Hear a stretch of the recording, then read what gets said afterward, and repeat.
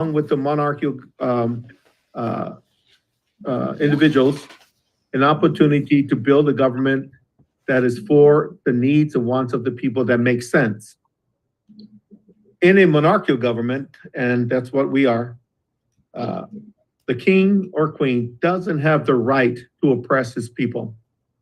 That is not a leader, nor does he or she have a right to take any personal belongings of any citizens or subject. That doesn't work that way. The monarchical government, the true monarchical government that's ordained and sustained by the hand of God, is one that incorporates the best values of his people by listening to the people, by encouraging his people, and by doing the things that make sense. These things are very, very important as we move forward. Now, with the new year about to come upon us, this year will be over. And hopefully we have learned from the past to embrace the new year. And I'm looking forward to the new year because that's what I'm developing, that new year opportunity. One of the things that often has come up is my discussion of funds and money. I want to say unequivocally that that issue is being resolved.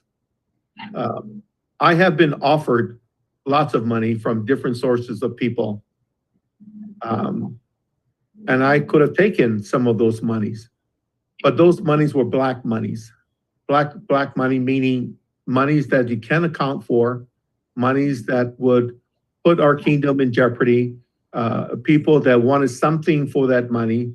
They wanted to control the government. They wanted to have their influence on me and everybody else. That is not going to happen.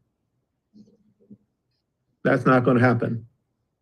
So I turned down quite a bit of money from those people who would otherwise want to control who we are as a nation and as a people.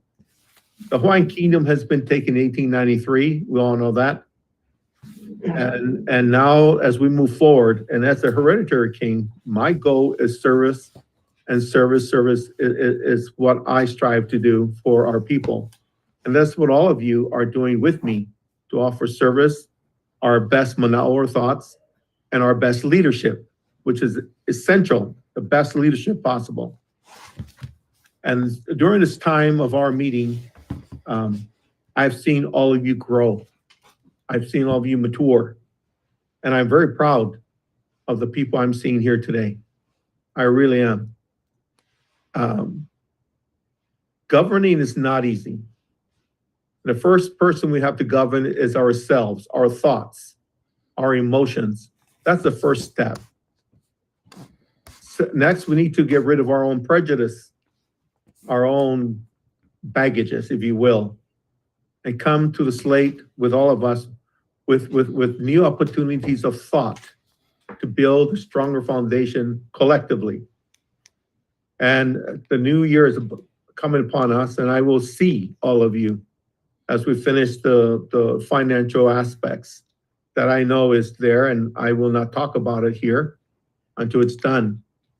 But I will assure you that I have diligently worked on that with good people, people like mine, people who are not interested in their own self-being, but interested in humanity. People who have the same visions that we do in protecting the natural world, nature, the human family, and to work in harmony with God. I will say unequivocally that regardless of your religious preference, God is the center of my life. Christ is the center of my life. And I do nothing until I pray. As you all know, we do nothing here in our meetings until we have an opening prayer. And we close our meeting with a closing prayer that we may go about our business, our day, with the attitude of thanksgiving, praise, and things that's good and pona, the Hawaiians would say.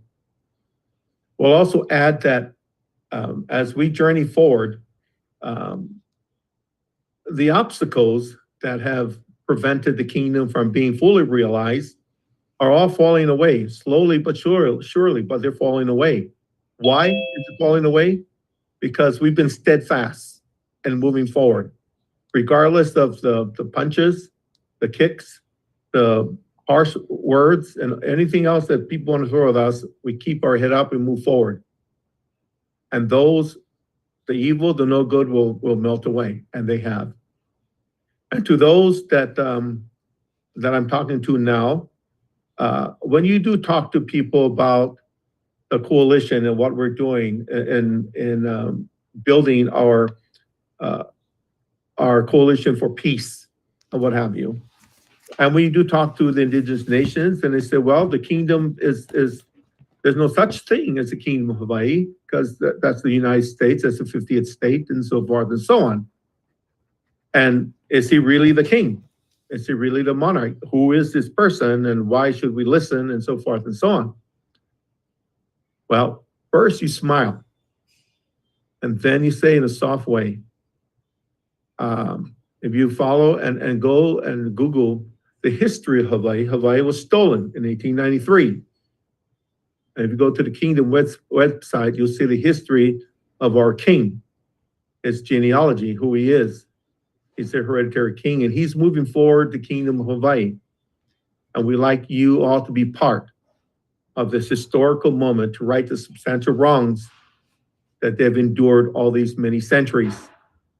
And now he can honestly and unequivocally say the kingdom was restored in 2002, where Arali Imananui, Lani Sinkin, who's sitting here before us, the guy with a sexy beard here, went and delivered our Constitution, our Declaration of Independence, to President Bush, declaring that the Kingdom of Hawaii is here, and that the king has been installed lawfully and legally by the House of Nobles, by the Prime Minister at the time was Samuel Kaluna, and all those individuals. And from there, we have been moving the nation forward. All these years, we've had obstacles, we've had challenges, but now they're a thing of the past. I want to reiterate one more time that we have had funds come to me at my hands, which I've not shared, but I've turned it away because those funds are not good funds. Those funds are funds to buy the lands of Hawaii, to take over. They wanted this and that, which I was not willing to do. They wanted to control the narrative. I cannot do that either. And if I was to have done that, which will never happen, how can you trust me, and how can you trust the fact that I would lead properly? I would fail. And I believe in transparency, and transparency is very, very important to me. That being said, in the information I emailed to all of you, I've mentioned that I am constantly moving forward, and I get security briefings every single day.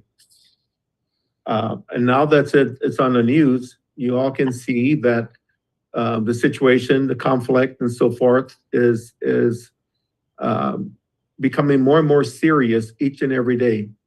How do we overcome these problems and issues can only be stated in one way: through peace. That's the only way we can do that. Hawaii, our kingdom, is a non-aligned nation. What does that mean? That means we can go across all borders.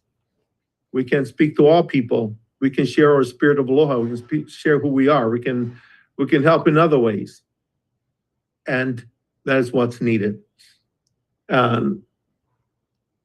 want to turn the time over to each of you to give me your thoughts as to how you see the kingdom actively engaged in talking to the world, and as to our philosophy in bringing about peace. I'm going to take notes, and so I can incorporate it in my letter as I send it out to the indigenous nations as well as to the leaders of the world. I'm going to start first with our Minister of Foreign Affairs, Jessica Ash. Thank you, Your Majesty. The letters, we have finalized the letter to begin the coalition of indigenous peoples. And there's a steady flow of letters that are going out.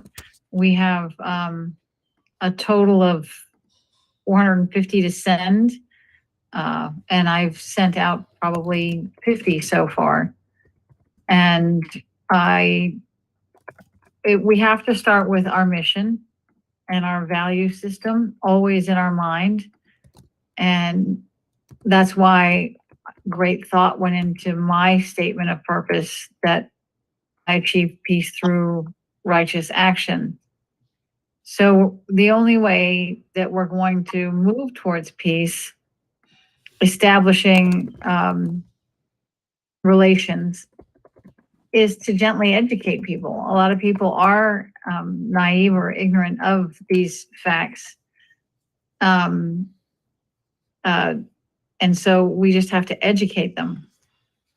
And the phrase that we are using is in transition. And I also, in addition to our own website, anybody can look up Public Law 105 dash, and I can't remember all the numbers, if they want to look at a different website to see, for third-party verification, that it has been established that what the United States did was unlawful, and therefore, since 2002 and even before, well, actually, the kingdom never stopped filing its complaints. And so we are in transition, reestablishing localities and governmental offices. And if people don't want to work with us, then we essentially, I guess, we'll wait until they come around. But we're not going to get anywhere if we are pushing them. And we are expanding our ambassador program. And Your Majesty, is now an appropriate time for me to introduce our guests, or you want me to do that later? In a moment, let's go to the, what you're referencing is Public Law 105, 151. Lanny, what is it now? 103-150, right? Or is 1501? Go ahead. What is public law of the apology? It's the apology resolution, and if I Yes, that's correct. should be on the tip of my tongue, and for some reason it's not. It's 105. That's I'll 103. look it up and I'll get back to you. It's 105-103. That's good. That's it. Okay. It's That's the known public. as the apology resolution. People can look it up that way as well. And what the apology does, 103-150. yes, 103-150. And what the apology does is admit that the kingdom was unlawfully stolen. A couple of days ago, President Joe Biden in Arizona apologized to the Native Americans for what they did to the children by taking the children, Native Americans, away from their families, cutting their hair, taking away their languages, and instilling English in them, and how many of them had died, and many tried to return back to their homes. And these are the things that the United States did do to the natives. But go ahead, Jessica. Introduce your guest, please. Yes. Okay, and we've had a good question from Melissa. So yes, the Public Law 103-150 is posted on our website, but sometimes people want third-party verification. It's a normal part of research. And so they can look that up and find it in many websites, including the federal government of the United States, to verify that it is true, that we just didn't make it up and put it on our website. I have two important guests to introduce to you in no particular order. They're both amazing individuals. I'll start with renowned artist of Kings from South Africa. He met Nelson Mandela, and he has an amazing story to tell. He's going to be our branding officer, and he's going to paint a portrait of His Majesty. So, artist Jabu, would you like to unmute yourself and introduce yourself, please?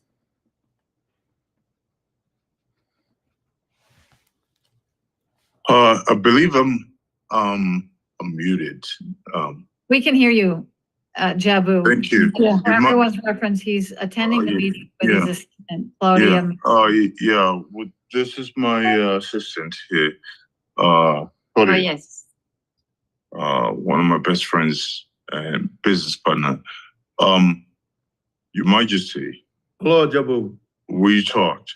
We have had a talk, you Yeah. and I, and I want to represent your kingdom in the best way that it should be.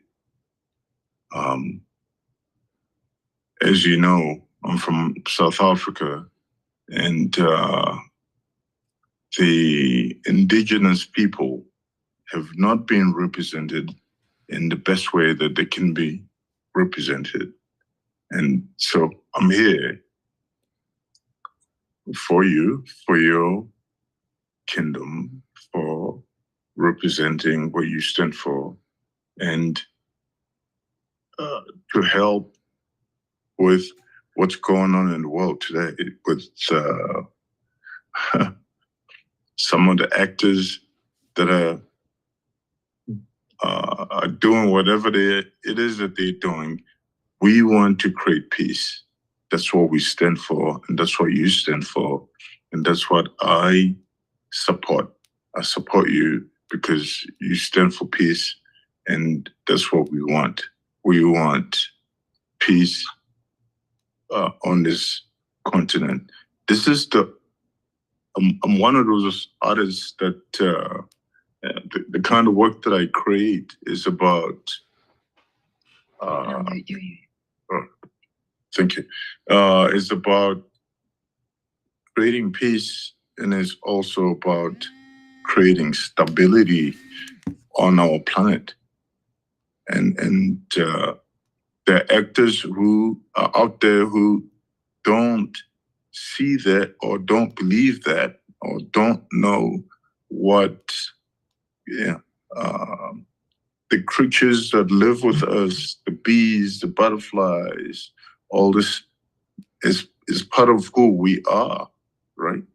And that's what my art is about, is let's create peace, let's create stability on our planet today, now. This is the only planet that we know of that can sustain human life. And I see these other characters who are looking at the stars and looking at somewhere else. They think they can find another way for existence. This is what we have, folks. We should preserve what we have. And I love what you're doing. I love what you're doing with your people. But someone has to realize who your people are and what your people stand for. And that's what I stand for. Yeah. That's what my artwork stands for. Now, I'm gonna be coming there to create artwork with you. I'm gonna be going around the world with some of the royalties around the world to create beautiful artwork that represents indigenous people. The key word for this, what we're having, is peace and indigenous people. And I'm all about indigenous people, preserving the rights for indigenous people, preserving the rights for indigenous people to have freedom to live and do what they want to do on this planet. We should not be cut off from living on this planet. That's what I'm about. Thank And you, that's Jeff. I'm done. Thank you. I want to thank you, Dr. Ash, for the introduction of the king. It's an honor to have you. Your Majesty, it's an honor. It's my pleasure, Jamal. We did talk. I appreciate. Do you have the picture that you can put Jessica, do you have the, Nelson Mandela? of Nelson Mandela and Horse? Can you, let me give you, hold on. Do you want me to email it to you, Your Majesty? No, I want you to put it on the side here so people can see it, his work. Yeah, it's phenomenal. Okay, Let me please. give wait a you, let minute. me give you control. Well, I have to figure out how to get it to my computer because it's on my phone. Okay, maybe next time. I'll figure it out before the end of the meeting. Just give me a few minutes, Your Majesty, while Let me I'm, know, then I'll make you a host. okay, all right, thanks. And maybe Jabu can get it, faster. But anyway, there will be more to come, from Jabu and we welcome him.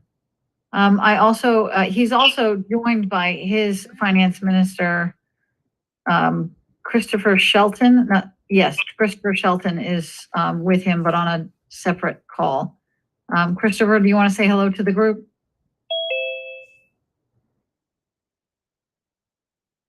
You're muted, Christopher. Okay, good morning, or rather good afternoon, it sounds like, for you all. I just want to thank you for having me in audience, Your Majesty, as well as all those attending. It's an honor and a pleasure. And I just want you to know that I am, as well as Jabu, a humble servant to your cause. And I believe in your cause as well. And I believe together with the same mentality and the same principles and values systems, we're more stronger. There's strength in unity, and I believe that we can conquer anything together with the same mindset. So thank you for having me in your honor, in your audience. Okay, thank you very much, Christopher, for being here. There's somebody else in this audience. Michelle, are you there? Michelle, You mean Jennifer Mitchell? Jennifer Mitchell. Yes. Yes, Jennifer Mitchell. Yeah, I'm here. Can you please introduce yourself? Please introduce yourself, because Jennifer is very, very, very important to what we're doing here. I want her to introduce herself. I appreciate you, Jabu. So, and politely, you know, I'm kind of hopping on here and really hearing a lot of really messages that are deep to my soul. So what I do is soil, water, and waste processing using natural processes. And so what we are experiencing around the globe and here at home is a proliferation of contaminants, if you will, that are just kind of being put back into our environment. So myself, I turned myself into environmental remediation in 2014. 2018 is when my company commercialized. But what we're trying to do and what we've been successful at is creating an environment that the bees want to live in again, and that the butterflies want to live in again. We do overall ecological sustainability, and that's a company, but you know, it's not just me, it's a whole group of people. So I'm very excited to be here, because what I also know is that the first people we served are the indigenous cultures of the United States. You know, the Four Corners is in Utah. Well, one of the Four Corners, of course, but so that was the first place we actually went to help clean up arsenic and to bring about more food. And we're now in Kenya and Uganda and all these different places, but it's really critical right now at this moment, I think, that we figure out a way to bring people together and the lack of resources is a huge problem. Politically speaking, if you know, people are lacking in their food or their water or their daily sustenance, it causes a lot of malady. And so we, you know, as leaders, we need to go around that. And so I think one of the best ways I've found is through food and water. But art also, I think, is a great way to communicate with people. And Jabu and I have been working together on and off for years because there's just such a connection on figuring out, you know, what is it that humanity actually needs today? And that changes all the time. But, you know, Well, thank you, Jennifer. Appreciate it. yeah, thank you. Thanks for being here. There'll be more time to get to know each. Yes, I would love for the emergency to get behind this project. And I'll talk to you some more about this as well. And I'll We'll send you. do that information. another time, okay? Yeah, yes. Thank you, thank you. And I want to move on. I know our time is limited and I want to respect everybody's time. We have the founder and president of the True Circular Economy Solution, longtime finance guru, and a longtime friend, Adrian Douin, has been appointed the ambassador to the CARICOM region. So we would like to welcome you, Adrian, and would love to hear you introduce yourself.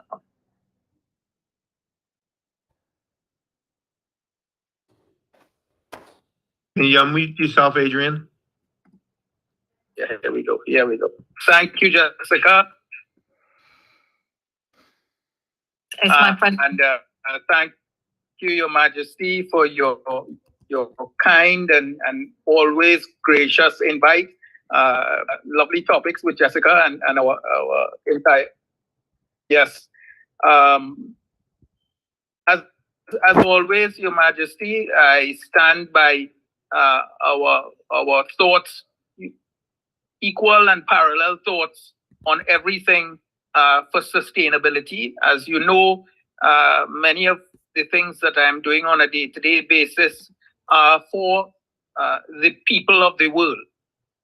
None of what I've done in the last 5 years is for specifically money gain. While it is necessary, it is to develop circular sustainability for all societies. And of course, indigenous people in the Caribbean have always suffered, of course, in many different angles, from, you know, invasions and supposedly discovery. And all of these things are part of things that you know already.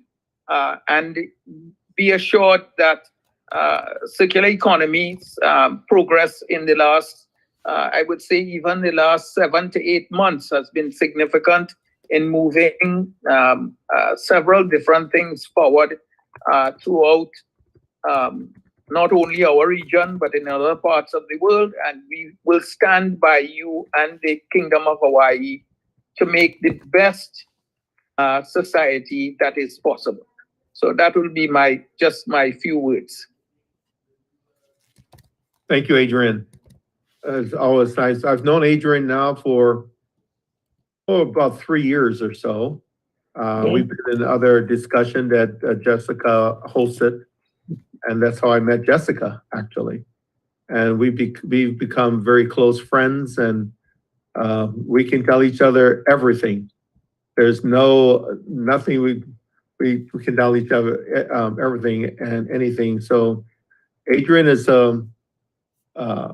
one of the most nicest human being you ever want to meet. Is honest as the day is long. He doesn't pull his punches when he has to make a point, whether it's offensive or not, but he tries to deal with tact. But most importantly, he's a diplomat. And I will have him share some of his diplomatic prowess with all of you so you can learn, so you all learn how to handle situations, tough ones, are the ones that he can most certainly help you to understand and navigate through. Thank you, Adrian, for being here, and we'll see you all the time now. And Christopher, I'm not sure where you at, but I want to thank you, Christopher, for your thoughts. Joe, yeah, thank you. I love your artwork, and I believe that we have much to do. And yes, as we go around the world, we need to historically log everything that we're doing. We need to document everything we do. We have to take pictures of everything that we're doing, because what we're doing is for the benefit and future of the world. It begins with the spirit of aloha that we will be promoting throughout the world and bringing about peace. And that is uniting with all the indigenous nations and cultures around the world. And I believe that art, music, sports, they all have a place in uniting people. And when we can unite people with those three, art, music, sport, healthy sport, that unites people. Competition is always good because it brings people together. And thank you very much. Jessica, continue, please. Yes, Your Majesty. Those are the only guests that we have here today. The author of the ambassador to the International Human Rights Commission is actually getting an award right now, so he's unavailable. Hopefully he'll be here at our next meeting. But we continue our work to create the Indigenous Coalition. And that's all I've got for today, Your Majesty. Thank you. Lenny, aloha, or Limana Nui, do you have some thoughts? You're on mute, Lenny. Can you hear me now? I can hear you. Yeah, we can hear you. I do have some thoughts, but they're really very much about the current situation of what's going on in the world. And I Please. think that's a different conversation that'll happen later in this call. No, we can start that now. All right. I was trying to get clear on what are we dealing with in the Middle East right now. And it actually, if you take it to the spiritual level, it's death worship. And there are people that draw their power from doing bad, doing evil. And they are not interested in peace. They're not, as a matter of fact, they're contrary to peace. Their goal is to create chaos.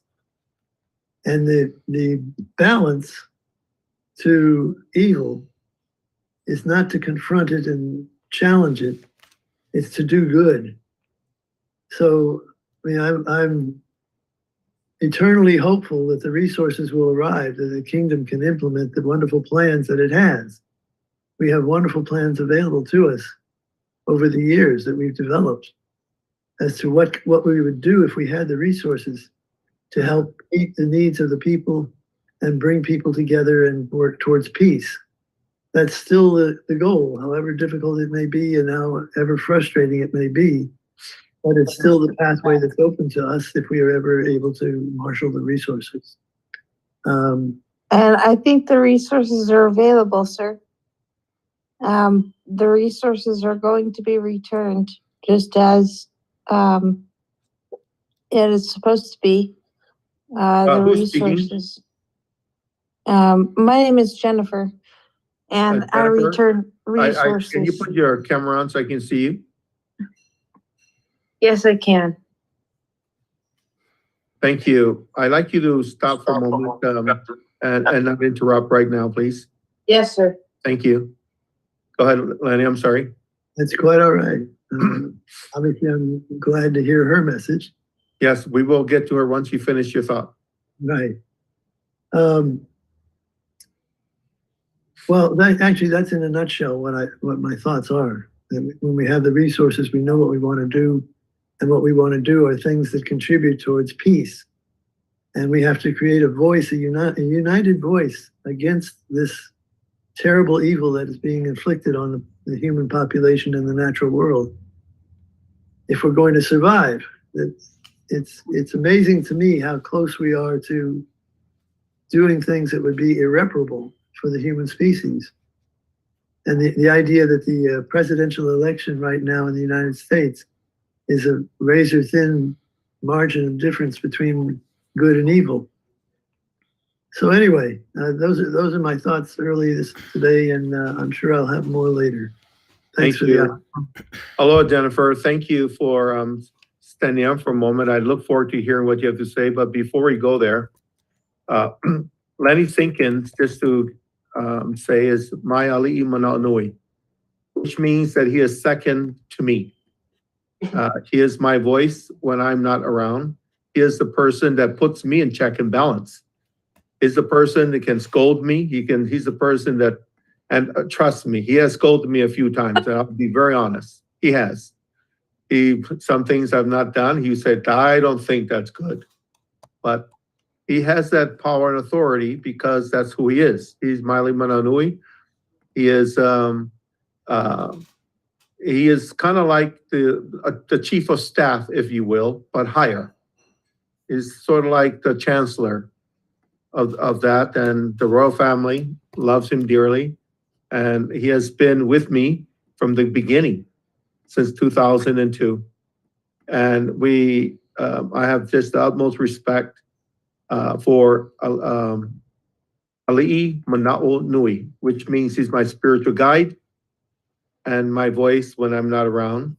If I'm unable to make the meeting, he will conduct the meeting, and whatever is necessary. But thank you for standing down. I look forward now to hearing what you have to say about finances, please, Jennifer. First off, let me apologize. I get excited. That's okay.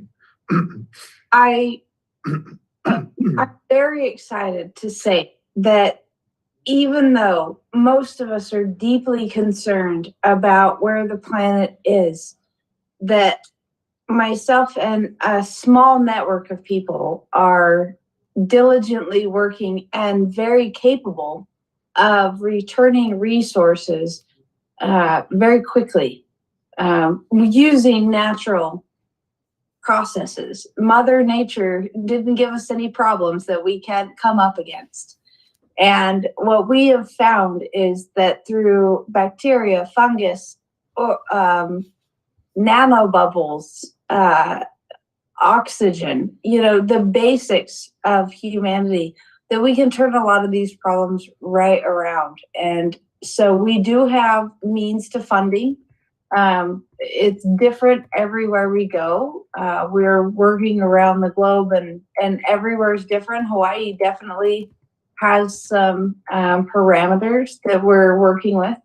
And we're working with some beekeepers actually on the island to ensure that crops continue to thrive. We're pretty familiar with the fact that you guys have a lot of pesticides to deal with, and we can help break those down as well. And so what my purpose is on this call is mostly to listen. I interrupted, so I failed on that mission. But, also to say there is ways back from this quickly, weeks and months, not years and decades. And there are ways to return land to indigenous cultures without environmental hiccups, without having a problem in terms of, how do we restore this land that was given back to us that's been utterly decimated?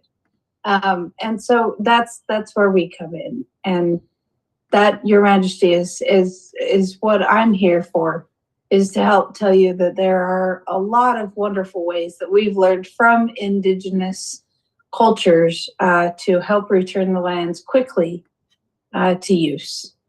Thank you. I love that. And I love your energy and your excitement, and that's wonderful. Thank you for sharing your mana'o. Mana'o means thoughts. And the importance of communications is communicating our thoughts in a way that makes sense, and the thoughts that everyone can appreciate the words coming from your mouth to our ears, and that we know that to be from a good place. And I can see that your thoughts come from a very good place. Thank you, Jennifer. Thank you. Thank you. Thank you. Let's talk about furthering. I have meetings coming up in a little while, but let's talk about what's happening in the world. And Lenny opened the door to that.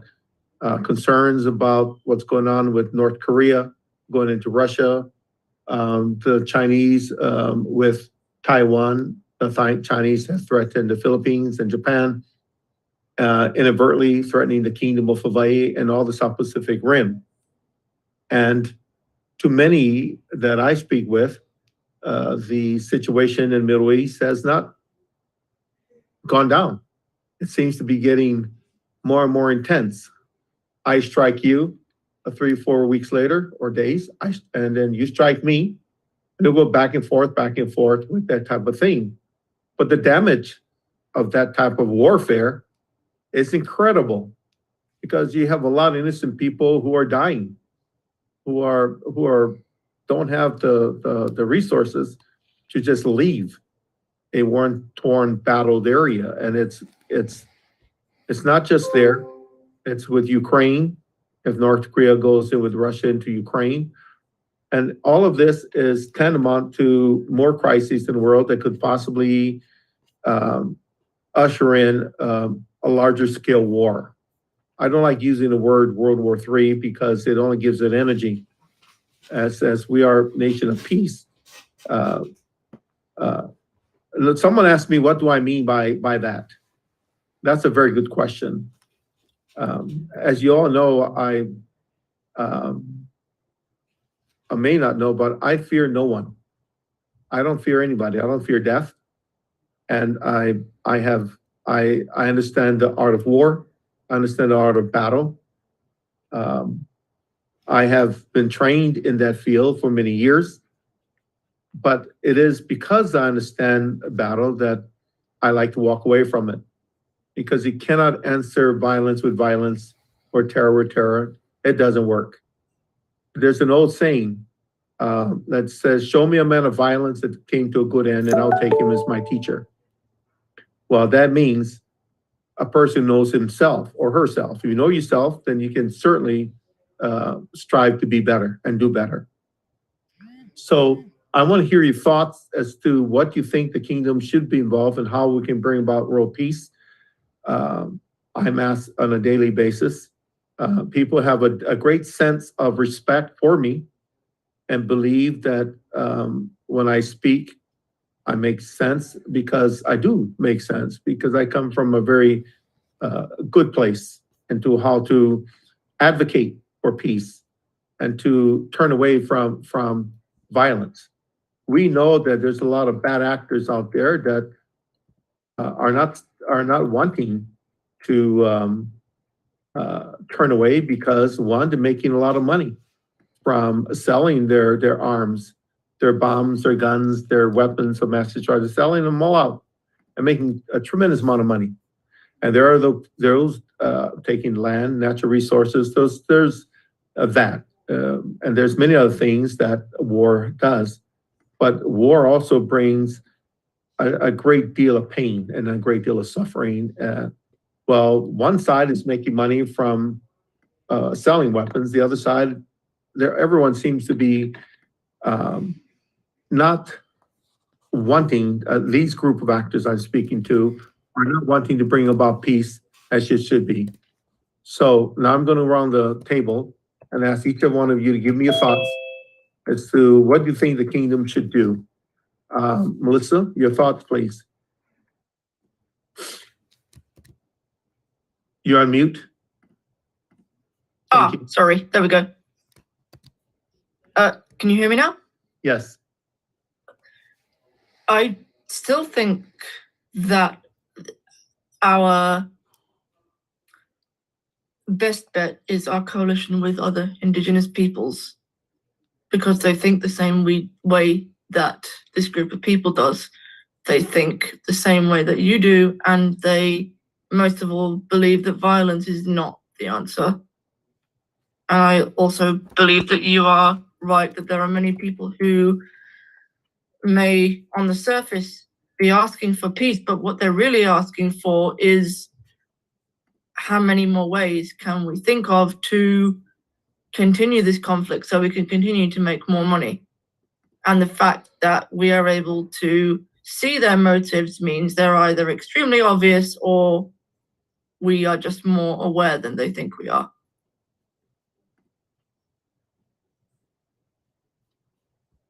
Thank you. Is there anything else you'd like to add?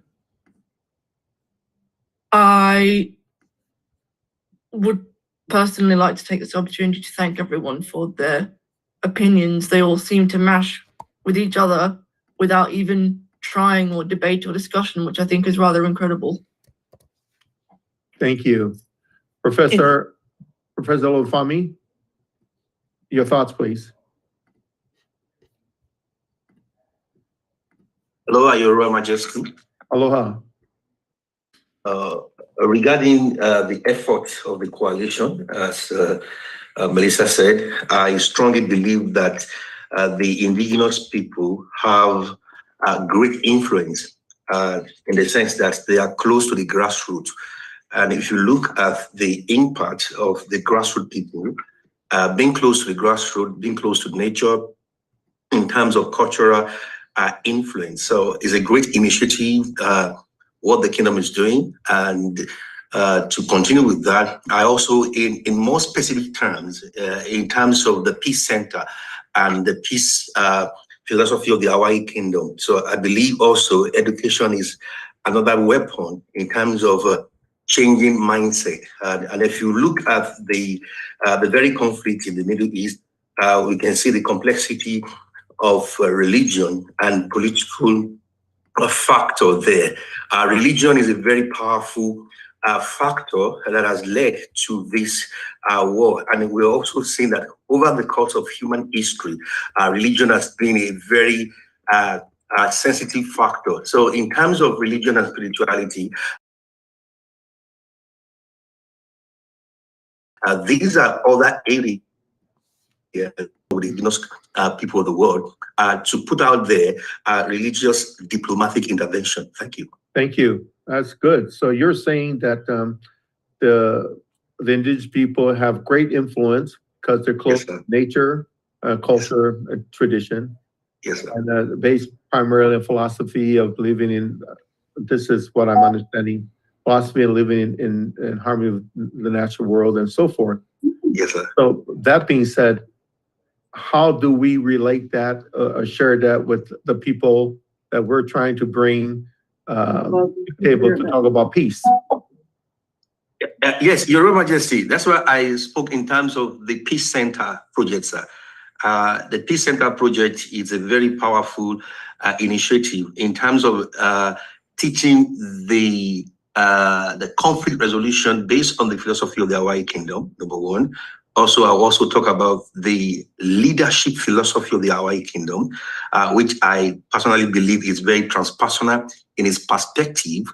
And so, which is based on spirituality and identity. For example, sir, next week I have an interview and I will be talking about how Christianity is an indigenous source of spirituality within the African continent. And so we can, if you look at the very source of the conflict, you can see the ego. The ego self is there. And that is very instrumental to the influence in diplomatic policy among nations. So everybody, the ego is at the center of the leadership. So we need a leadership philosophy through the Peace Center that will transcend the ego, whereby we see ourselves as part of the same universal consciousness. And what I strongly believe that the whole world is really suffering from crisis of identity. Crisis of identity in the sense that we need to transcend the ego and then integrate spirituality into our sense of self. Thank you, sir. Okay, I understand, but building a peace center and having that is going to take time. What we need is solution and understanding how to interact now with world leaders this very moment to calm the situation down, to calm the rhetoric, to calm the warmongering and thoughts. That's what we're interested in doing right now. That's what I'm looking for. But thank you for your thoughts. Barbara, your thoughts, please. Aloha. You're on mute. I'm trying to get there. Aloha, Your Majesty. That's very interesting to listen to everyone on several fronts. I found that this most recent attack by Israel on Tehran was a very measured attack, and which is very interesting in war, because you would think that people go to, if they're going to go and try and destroy each other, they're not going to just keep playing this military game of going back and forth and just hurting their own people. And so I really don't understand war. And I rather like Lenny's description of it being death worship, because there's nothing. Sorry? One second. Can everybody turn your mute button on, please? Who is AR? And that is the person who needs to mute themselves. Oh. Who is AR? Does anybody know this person? That's Amy and Dustin. Can you folks mute yourself, please? Thank you. Barbara, go ahead. Okay, so in respect to the conversation about how to move this forward, I had been talking to a gentleman who is the Secretary General designate for what is the United Nations Indigenous Peoples Council. They had a number of groups from many different nations worldwide. And they have already been offered by the Swiss government a place for an embassy. They have their own treaties. But the thing that they offered was a way to be the custodian of this document, and whatever it is that you want to put forward as a proposition for peace, and that they would send it out for all of their people to sign as well. So we could move forward and address this rapidly with more indigenous groups rather than just who we're putting together. I'm offering that. And I think that, totally. you know, we should have a schedule, because Your Majesty, you're talking about something that is needed to be timely. And we need to get this proclamation signed by everybody. We need to put it in front of the world leaders and let them know that there is a seriousness by the indigenous people and by you as the sovereign head to let them know that there has to be some recourse here in that sense, and that what they're doing is tantamount to genocide for the world. So we need something to stop, and so I guess that's my suggestion at this point. Well, thank you. The peace proclamation is exactly what needs to be done and exactly what I'm doing. And that's why having this discussion allows me to get some more insight into what you're all thinking and how I can incorporate this. And then I'm going to pass it to my legal team, to my Mananui and Chief Justice and Attorney General, everybody to come together to write a very strong, profound peace proclamation coming from all the indigenous heads. And that's why we're establishing this coalition. Thank you, Barbara. You're welcome, Your Majesty. Adrian, do you have a thought as to how we can address the problems? Right. Follow directions. You got to take like Hello? That's AR who's speaking again, and I'm not sure that they even know they're speaking. Oh. No, Your Majesty, she's in a doctor's office, so her phone's probably in her purse. Oh, so I you should just mute her from your side. Okay, thank you. I will, it is. Okay, thank you. All right. Adrian, please. Yeah. Your Majesty, I think I very much agree with what Barbara has just said. there needs to be some foundational leadership if we are to approach from a diplomatic point of view. Of absolutely in agreement with that particular joining of forces with those other people that Barbara mentioned, because the strength is in unity and in your leadership at the top. You know, everyone in every nation, whether you are at war or not, is suffering because there are food shortages, there are fuel shortages, and all of this is affecting self-sustainability. So if we can lead, first of all, by a document, and then by our own actions within the kingdom to show some level of sustainability in all directions. And of course, Your Majesty, you know what I'm talking about in the long term. We've discussed that a few times. And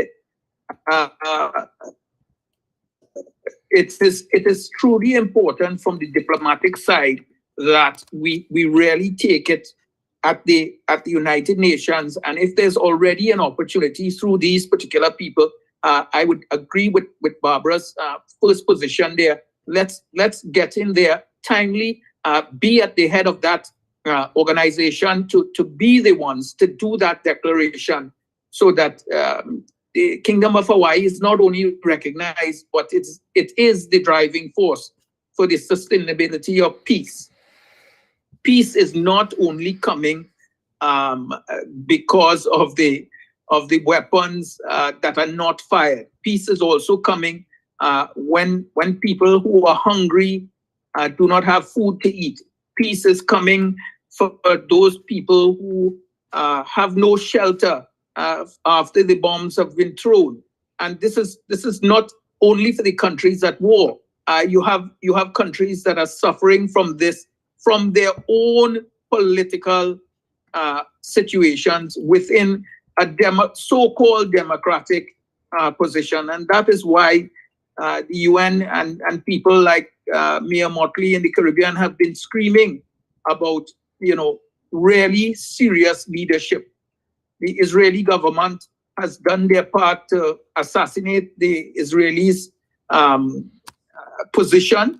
The Palestinians have the Iranians drumming up issues, and everyone has a position. I have several Ukrainian friends, co-friends with Jessica and etc., who can tell you the suffering in Ukraine continues even to today. There's bombing of Kyiv, continuous bombing, and the shortages of food and all the other things because of not proper leadership is the crisis. So that's my thing. We need to have that sustainable leadership coming from someone like yourself, Your Highness, and that declaration coming to the UN and that UN organization that Barbara suggested, I think is a very strong foothold that we should hold on to and move forward as.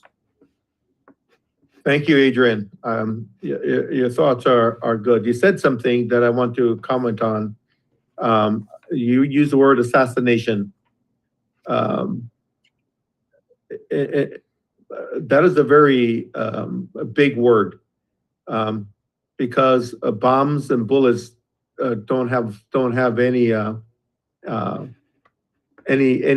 type of identity and who they strike.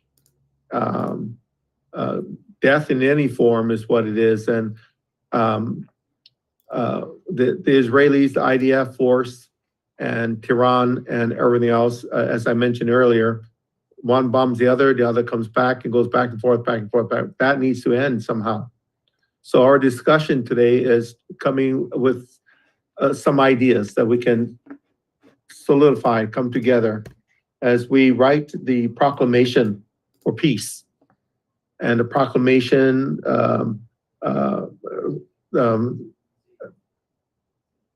that is talking about the foundational leadership of that calling together all the leaders to stand firm with this proclamation, to be leaders, to be service of service to the people, and to walk away from wanting to push the button that will end the world.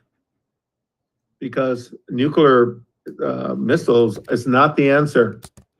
And massive weapons mass destruction is not the answer, but it costs a lot of money, billions of dollars. And these makers of that are making a lot of money for this. But thank you, Adrian. I appreciate your thoughts. Eddie Garcia is a person, a friend of mine, and I love him like a brother. And he is, I've spoken to him about being our director and working to organizing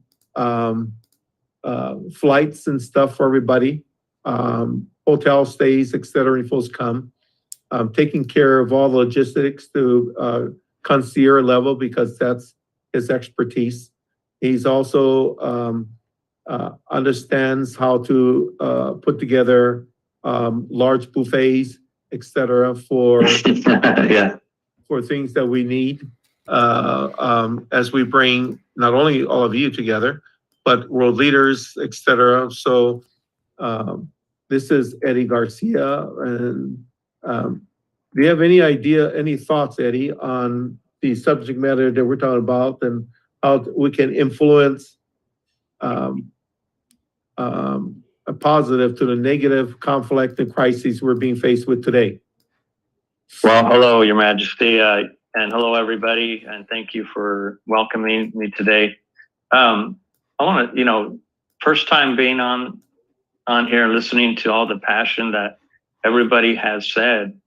And I think for me, I heard Jessica saying, and I'm like, Your Majesty, I'm a God-fearing man.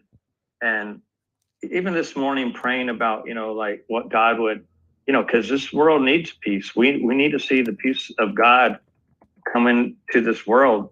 But I want you guys to write down this scripture if you can. It's in Hosea 6. It says, my people are destroyed for a lack of knowledge. Because you have rejected knowledge, I will also reject you from being priests for me, because you have forgotten the law of your God.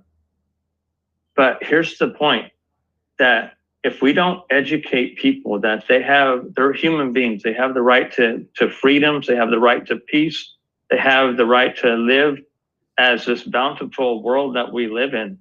So, I mean, I like hearing everybody's passion. When I met Your Majesty, I heard somebody saying it. I live my life for the call. Whatever the call is, to get behind someone that has a righteous passion for peace and to see humanity have the freedoms that this God-given world we live in. That's who I am, guys. So thank you, Your Majesty. Thank you for listening to me, and Thank you. Love you. Jessica will be contacting you because as we plan trips and stuff, she'll be calling you and organize and what have you, and we'll make sure everybody. I'm going to put a list of everybody's name and telephone numbers together and send it out to all of you. So you folks will have all the House of Nobles, ambassadors, and ministers on there, and so you'll have a reference. So thank you, all of you. Kay Robinson. Aloha. Kay. Is she with us? Okay. Prince Jude, aloha. Sorry, Okay. aloha, Your Majesty. Oh, I'm there you here. are. I'm Yes. sorry. I was trying to get it to unmute. I'm sorry. Can you Let me unmute? put my Can I camera see your face? Oh, there you are, Kay. Yes, sir. Yes, Kay sir. is the reason why our website looks really regal, looks really beautiful, and looks really professional. She's an artist in her own right. She pays attention to detail. Thank you. Our website is looking better each day. Yes, you're welcome. You're welcome, Your Majesty. So I look forward to your thoughts on how we can bring about peace and some that you might have some insight that you would like to share. Okay, just briefly, if I could, as your friend was speaking, the Spirit kind of gave me this to give to you. I don't know if you thought about having a Spirit of Aloha monthly prayer for peace. And with that, I think that would be a good idea because it would allow you to incorporate known pastors or rabbis or, people that pray, just to come together to pray. And even if you do it live, it will allow people around the world to be able to join, but also would give you a chance to educate. Okay, we're praying for peace. This is what just get it on a digital level, but also touching on it spiritually as well. That's beautiful. Also another thing, yes, sir. And also another thing, it would gain media attention. Also, it's good for leveraging influence. It would give you a chance to do fundraising opportunities with high-profile ambassadors. It would also allow them a chance to donate funds as well if they see the initiative. And another thing that's very important is youth appeal, which would be great because our youth, they're very radical. Youth are very radical when it comes to trying to make a change. So I feel like if we do more youth appeal, I feel like we would see more things happening as well. And one more thing, creating ambassador campaigns. So I think ambassador campaigns would be very good because let's say if you leverage an influencer, for example, let's just say WWE, the Fatu brothers, they're from Hawaii. And that would be good because even if they put hashtag world peace or hashtag kingdom of Hawaii, something that connects to us, and they're on this digital platform and they have millions of followers, especially people that watch WWE, that could gain a lot of attention. So I think if we get more attention digitally, especially because we're in a swipe and click kind of generation, I think that would give more attention. Well, what is WWE? World Wrestling Entertainment. Oh, World Wrestling Entertainment. Okay. Yes, I sir. didn't know that. Yes, Thank sir. you. You're Well, I welcome. learned something. Thank you. Yes, sir. Okay, that's I learned something. Thank you. Yes, sir. Thank you. You're welcome. Prince Jude. Aloha, Your Majesty. Aloha, welcome. Thank you very much, Your Majesty. Actually, I've got a few things I was looking at from my own perspective. The first one is I want to acknowledge everyone that have been talking, and I think they've actually made absolute sense. In terms of, number one, the conflicts in all these areas are actually with regard to resources and, of course, religion. Now, if you look at Israel, the war has been with Hamas, Palestinians, Iran. In fact, the latest one is with Iran, with the 3 waves of attack missiles sent in this morning. So we know this will continue to escalate. So my concern, number one, is we need to have, one, a short-term plan and a long-term plan. The short-term plan would actually focus on, for both actually, risk assessment. What is the risk that if this continues, it will affect Hawaii people and Hawaii as a country? And what are the mitigations? What do we have in place to make sure that whatever happens, the Hawaiian people are safe?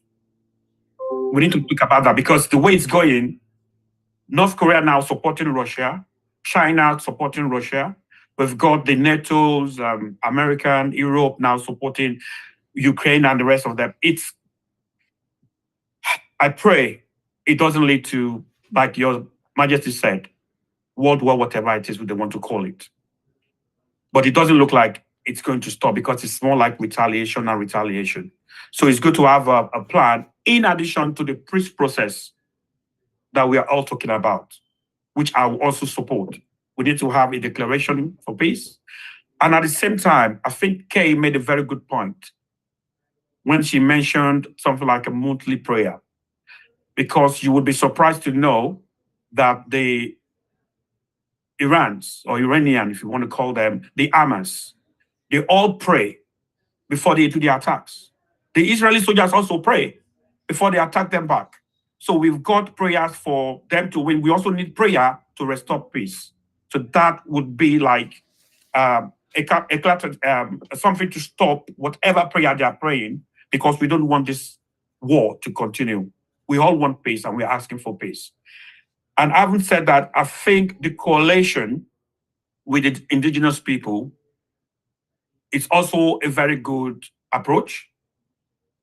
The only downside is you won't be able to talk to people who are in war, or indigenous people who are running for safety, because they have to like run for their lives. So the best option will be to look at how we can approach this in a way that it makes sense and at the same time productive. For example, if we're trying to contact all the indigenous people where there is no war or conflict, yes, we can get those together. What about the ones that are in war? We won't be able to get close to them. So, like I said, having a kind of a televised approach, a digital approach of where, if possible, Your Majesty, you can have a video or webinar where we can all come together and you talk about how the peace is required by all costs. Because every country is affected. And I think either it was Adrian on one of the speakers that mentioned this, that it's affecting the natural resources for all the countries. It's affecting the food. It's affecting the economy. It's affecting the security. Europe, America, they're all sending in money, sending in weapons. I know some of them have got their own interest, which is why you need our support in order to put a voice out there and say, enough is enough. Enough is enough. We all need peace. The world needs peace. And I agree with Kay. It will also be a leveraging opportunity for some countries that do not know you, for some individuals that are still finding it difficult to accept that you are the rightful heir of the throne of the Kingdom of Hawaii, to start recognizing that. If since 2002, some of them are still finding it difficult to accept, this is the time to let them understand that you are real, authentic, and you're here to stay. Either the US likes it or not, either anyone likes it or not, you will lead the people to peace because you've got all the insights, you've got all the characteristics, you've got what it takes to bring peace to the world. So that is my view, Your Majesty. And I'm happy that you have a lot of people here that are ready to support you all the way. That is what you need. Strong people who believe in your thought, who believe in your vision, who believe in your mission, and who are ready to stand by you to achieve the goal and what is required to achieve it. So thank you very much, Your Majesty. Aloha. Oh, thank you. Thank you. Thank you, Jude. You said a mouthful of things here that I need to unpack. So Yes. I understand the digital communications. Yes, people need to, you're suggesting people need to know that I'm real, authentic, and here to stay, and so forth and so on, and how your vision in seeing all this come to pass. The issues that we're facing here are serious issues, and there's no time for people's to be thinking about other things than what's right for the world. And the Kingdom of Hawaii is just a small little island in the middle of the South Pacific Island Ocean that we're faced with this problem. But it's just not the Kingdom of Hawaii. It's the entire Pacific Rim. That includes Tonga, Samoa, New Zealand, Tahiti. All of that will be affected. And the entire archipelago of the Hawaiian Islands will be affected if there should be a nuclear war. And you and Kay are correct. All of you are correct in saying that what you're saying. And I believe now the focus on the short-term plan, a long-term plan that you suggested, as well as prayer. Even the soldiers in the military army pray before they go to war. Everybody pray, because if they die, they want to go to heaven, nowhere else. And they all pray. Kamehameha the Great prayed when he went to war. And he made sure that all his soldiers, called Ikaika, was fed. And they also extended food to the enemy and let them eat before they went to war and killed each other, because they didn't want to go and die without having to cleanse their soul to whatever. It seems that the whole fighting aspect, everybody goes pray and hopefully to get out of this mess. But imagine trying to sort out that mess, who's the right guy and who's the wrong guy entering the war. But everybody's praying. I guess that the adage is true, that the sun shines on the good and the bad, and the rain falls on the good and the bad. Thank you, Jude. We will communicate further so we can isolate more of your thoughts. Jude is a crown prince, by the way. He's a prince of many generations back. And his family, he comes from a long line of family royalty. And he's a very humble royal person. He doesn't flaunt his title. He doesn't do anything, but he speaks with authority because he has the Spirit of God with him. And his family line is quite long. And I met June in Turkey. And in Turkey, they don't have turkeys to eat, by the way. I keep looking for roasted turkey. I couldn't find one turkey leg. Not one. Honestly, I ask. But overall, that's where I met Jude. And we've been here together now. And June is also our ambassador. June, thank you very much for your mana'o. Michael, proper? Aloha. Aloha. Sir. Aloha, Minister. How are you? Life is good. You unmute. Life is good. What are your thoughts regarding our thesis today?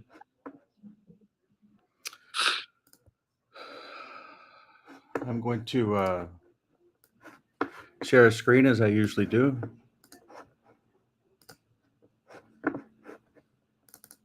And kind of walk through the things that you had talked about, such as it relates to the original question per se. So the kingdom being a kingdom, and there's a couple different types of kingdom, an absolute, a constitutional, and effective. I think that is up to you to determine based upon the knowledge that you've ascertained over the last 3 or 4 months, because this has been an open topic. I can tell you that as I've gone through and met with the different individuals that have tried to stand up, whether that's Bumpy, and he's done a good job in his own environment, or different individuals from the kingdom of Akua, from the kingdom of Atui, and just getting to know them, I can tell that the unity globally you seek is true and correct. And so the ability for us to stand behind you and unite behind you is important. The things that were just said by the other gentlemen, primarily around the different plans, the short-term plan and the long-term plan, I think has to start with us as individuals. And really the example that you're providing for us to unite behind a kingdom that can actually make a difference, that is not a politically charged environment or a religiously charged environment. But as a king, you recognize Akua, or God, or as others would look at different ways, whether it's Christ or Elohim or Buddha or Muhammad. You know, the destruction and death that is occurring because of the political unrest and religious unrest, it can stop with the spirit of aloha, which was mentioned earlier. This plan here from 2024 to 2026 about basically taking pieces of digital environments, identity, financial, dispute, citizenship, census, constitution, genealogy, and voting, and being able to stand these up in such a way where humanity can actually see an example.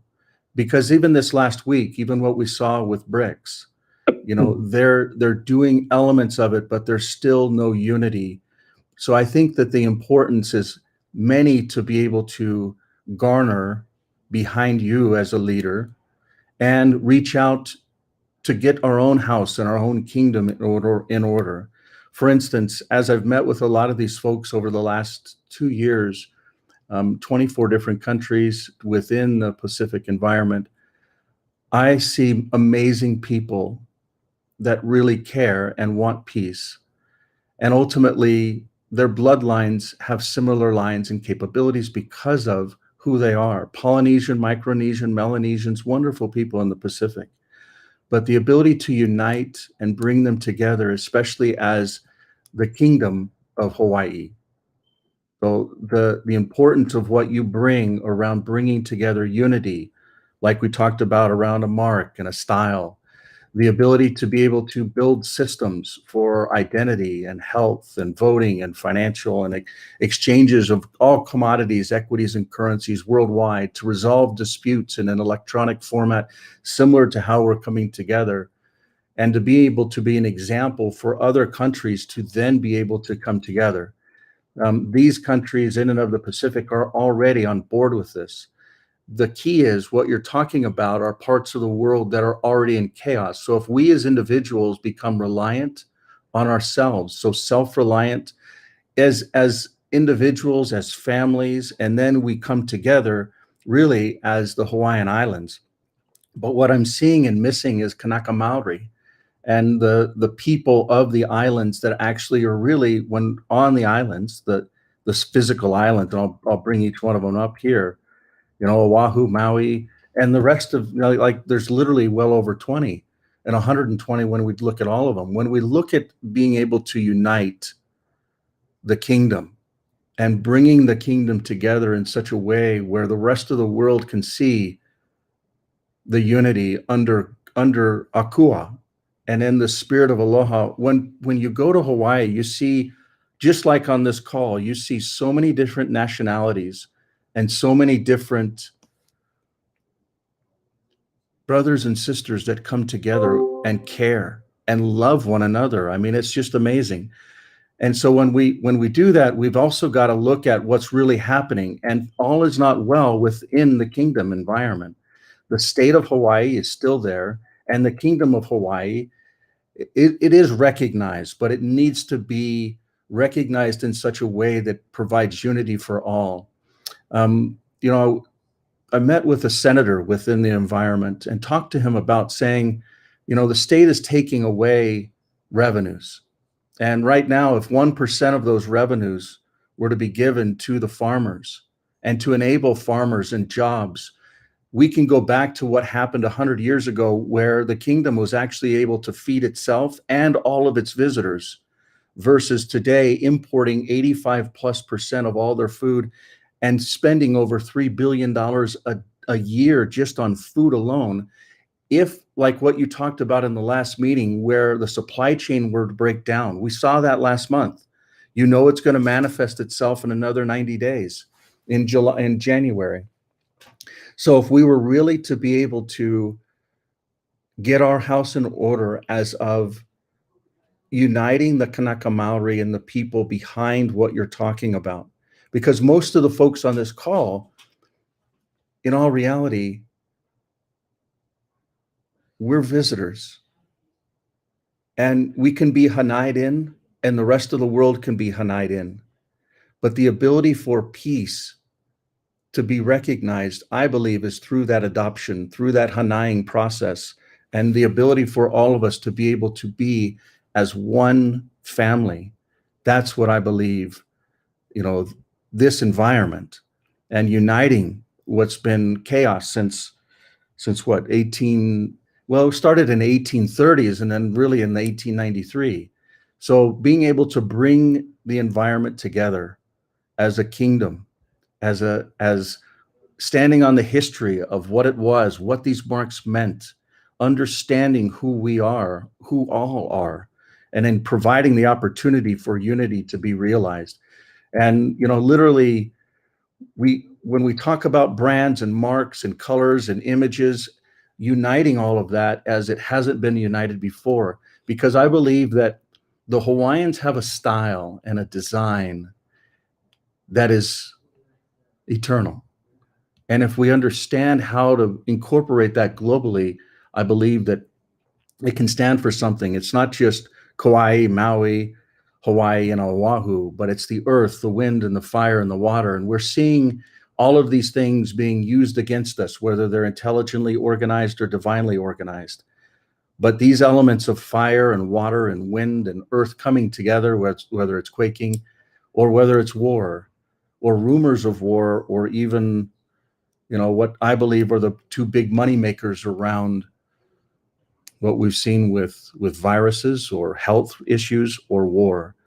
You know, the key is the opposite of what these secret combinations are doing, and providing unity. And that's what I really believe. You know, when we talk about having the spirit of aloha prayers, I believe it can bring unity against all religions because of the unique place that the kingdom is in. The kingdom is literally not a political environment and not a religious environment if we do it right. And so that would be my feedback and recommendations as we go through this and just reflect on environments and feedback. Does this make sense? Yes, thank you. I appreciate your manao here. What our minister is talking about is Hanai, and I agree with him. Hanai is a sacred protocol where myself as king would Hanai all of you into the kingdom. You will be respected and brought into the kingdom as family, and family is very, very strong. And if you are following the wisdom of God, we're all family anyway. We're all brothers and sisters because that's who we are. And if you're incorporating the spirit of Hanai and in the way of the spirit of aloha, you're actually, it's actually a very beautiful step, because you're not an outsider looking in. You're part of everything. You're part of the land. You're part of the ocean. You're part of me. We're part of each other. That's what Hanai means. And in ancient times, when the king did Hanai people, they were admonished or told that they had certain things they had to abide by. And one was culture, the other was tradition, the other was custom. They had to learn these things. And it proved to be quite beautiful. So thank you, Michael, for your presentation, and thank you so much. Princess Kool-Aid, your turn.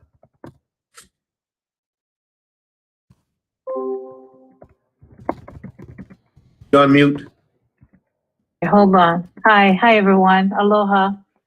My mind has been spinning with all the information that it's just kind of, it's a lot to grapple at. But the one thing that I constantly hear today when I talk to fellow friends and people that I associate with, if there is a big disaster / destruction / war, a lot of them are very fearful, not so much for themselves, but for their children or their grandchildren.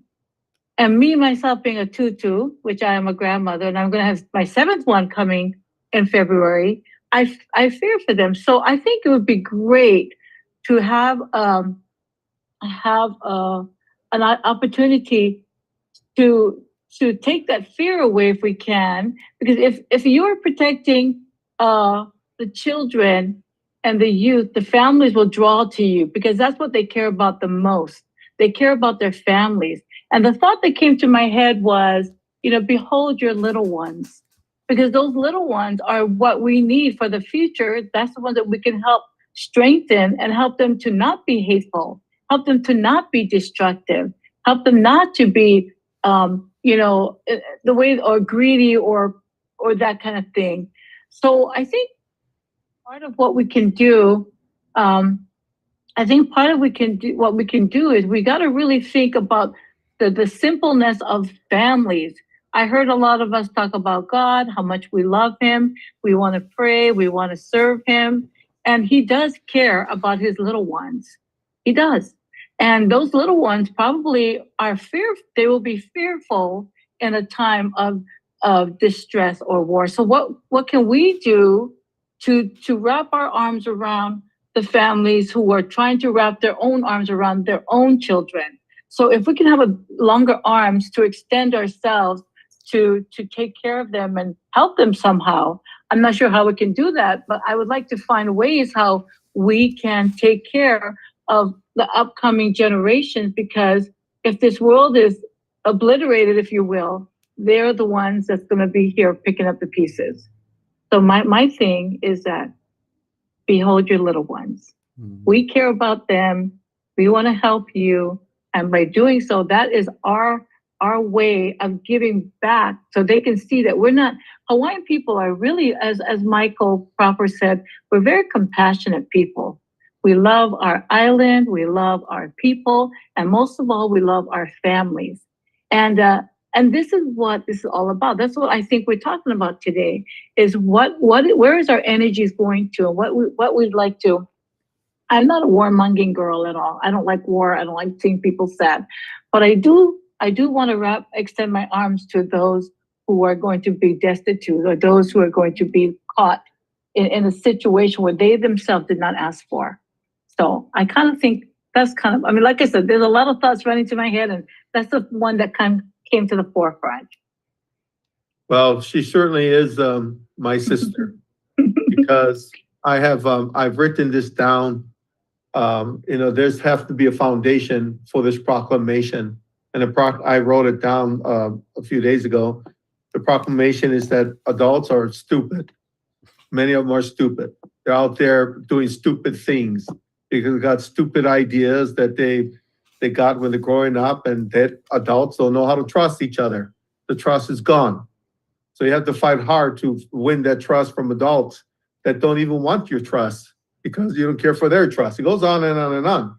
So the thing I had here was, and the theme about the proclamation was to, you may not care about yourself so much, but I care about the children, the future. And that's what this proclamation is for, is to protect the children, to protect us as I am a brother, I am a father, I'm an uncle, I'm a grandfather, I'm a dad. I have all those titles, and those titles are more beautiful than king. I love those titles. These things are very, very, very important. But again, she sure is my sister, because that's exactly what I have in mind with proclamation.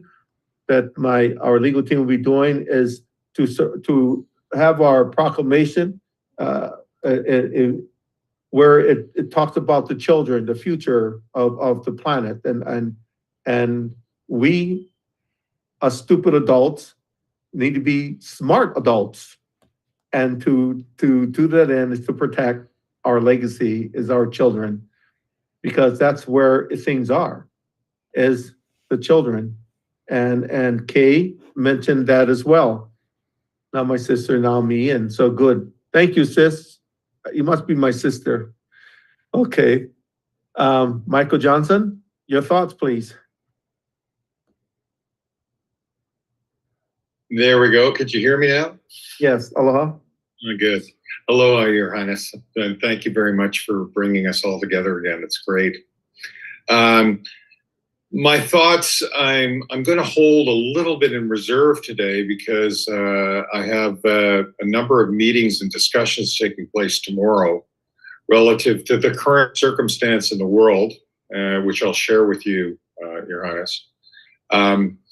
But in general, I believe that the message of peace and aloha is so important, and I believe it will be welcomed with the entire world.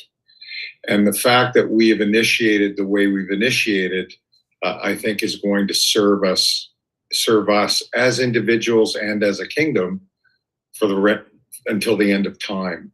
And I believe that we are in the most unique position, despite the chaos we're envisioning around the world, to be able to make that definitive difference.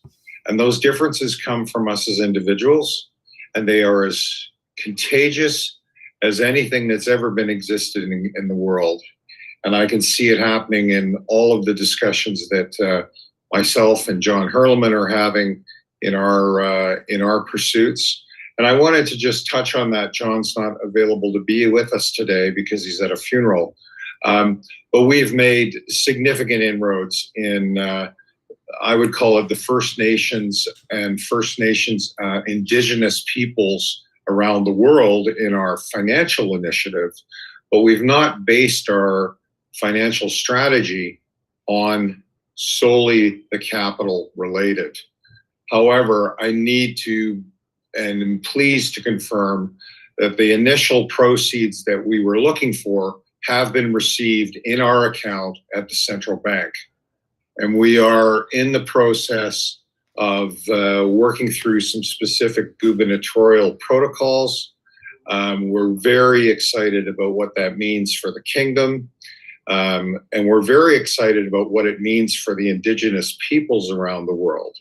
And there needs to be a common prayer and a common initiative that will ensure that humanity realizes the peace that it deserves and that it's earned. And it's a very exciting time to be alive. I've said more than I probably should, but I am sharing with you that we've made some significant inroads. And Jessica, I encourage you to give either me or John a call sometime, either Sunday or Monday, so that we can fill you in on the constituents that we've been dealing with. She will. Thank you, Michael. And Will do, thank you. and sometimes, but that's okay. I like you to be transparent and moving forward.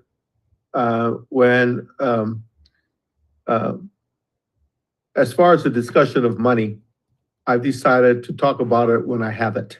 Yeah, no, and that's a very important. We're exactly the same. And once I have it, then you guys will see a brown street of lightning going fast all over the place. Well, I'm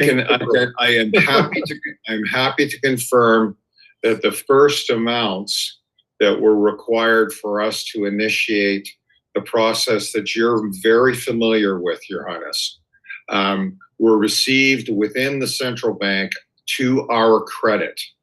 So we are only acknowledging the necessary protocols to procure that capital into our own hands.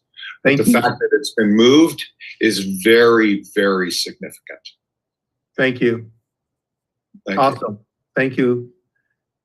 Dr. Cox, I'm looking forward to your thoughts, please, because you're there in Turkey and you see everything else, what's happening.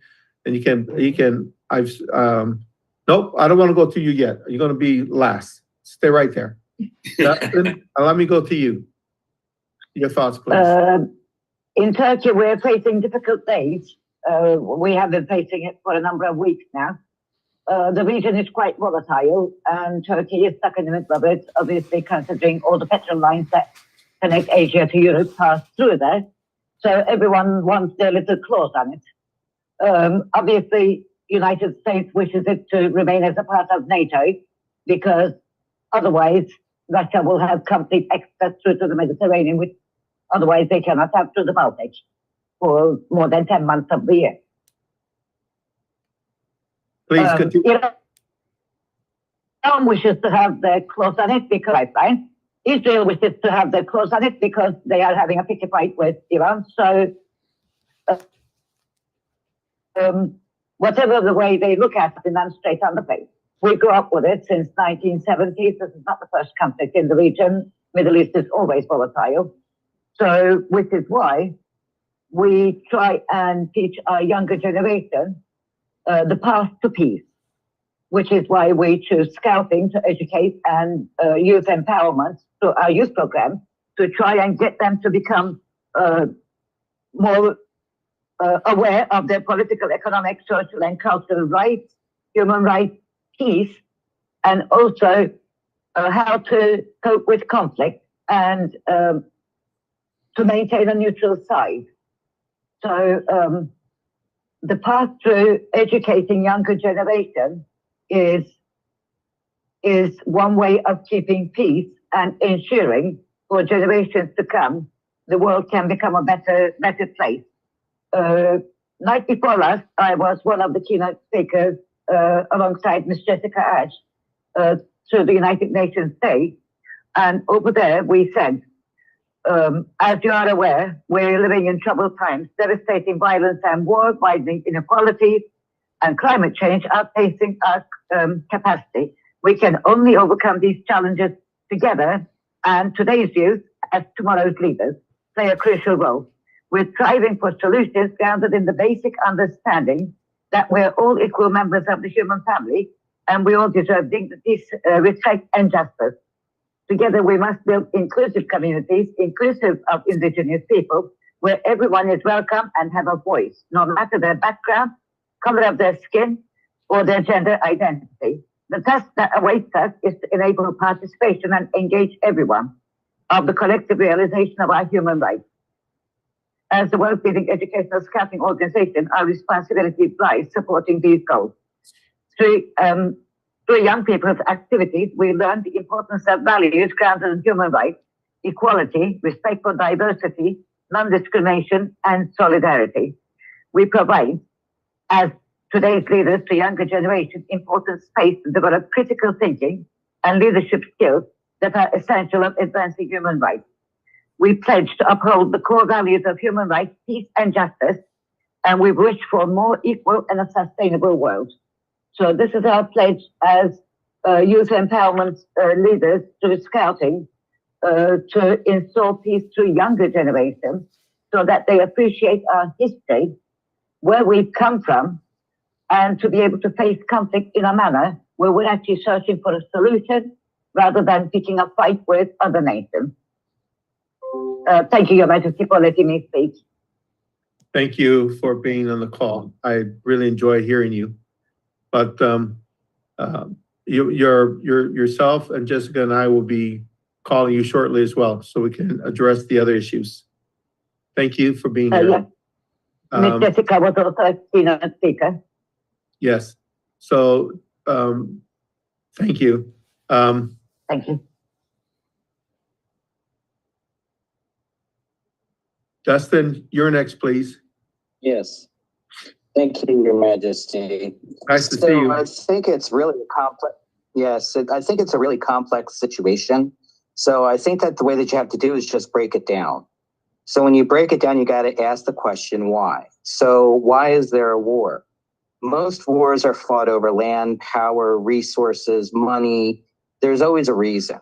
And they're always going to say that it's something over here when it's really right over here.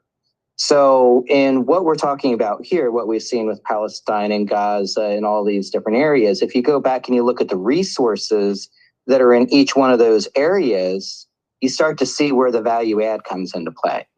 And that's the way that it's been in most countries and most wars. You know, look at Africa and what Africa's had to endure from the French, from the Europeans, from the UK. It's just been constant all about the resource. And that's what we're talking about here.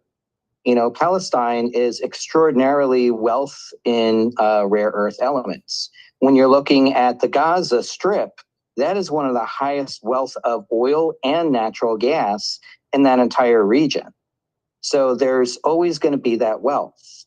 So I think that one of the things that we need to do is kind of expose those kind of things and say, look, why don't we try to work together? Because there's a lot more good that can be had by profiting together than there is by killing each other, and nobody wins. So we're in for another 100, 200 years of civil wars, little battles here, little battles there, because you can't actually get together to do something. The one thing that everyone in every nation is all about, money. And I hate to say that, peace, love, everything else, you're always going to have good and bad. But both good and bad is always going to be focused around money. So why don't we show them how they can make money together and focus on trying to bring coalitions together to be able to bring that money in and say, hey, why don't we organize this group, and this group, one from Iran or one from Palestine or one from Syria and one from Israel, and we all work together. We all profit together. And nobody's making more than the other. Everybody's making profitability. And the only time you get kicked out is when you're a problem child. So it doesn't profit you to do bad actions. It profits you to do good actions. So I think that that is one of the main things that we can do, because we know that if we don't put a voice out, look at what happened with Lahaina. Look at what happened in North Carolina. Look at what's happening all over the world. Turkey, it's flipping everywhere. They wipe an area out and then they come back in and they buy it for nothing, and they take all the natural resources. This is really a global natural resource grab. Whether it's done by war, natural disasters, it's all the same thing. So I think that by showing where the value is to everyone, I think that that's where you're going to have your strongest leverages. So whether it's the oil in Gaza Strip, whether it's going to be the rare earth elements over in Syria, whether it's going to be the new, I'm not sure what they're calling it. I'll just call it the Gaza Canal, so that you don't have to go through the Egyptian Canal. You know, all of these things are what they have planned in the next 20, 30 years.